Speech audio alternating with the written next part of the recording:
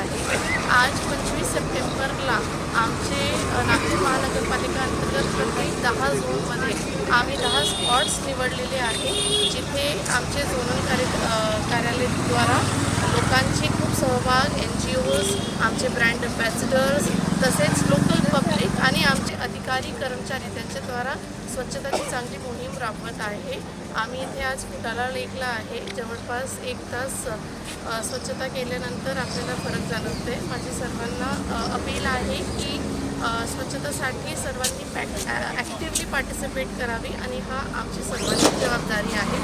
त्यामुळे ही जबाबदारी आम्ही सर्व पार पाडू। धन्यवाद।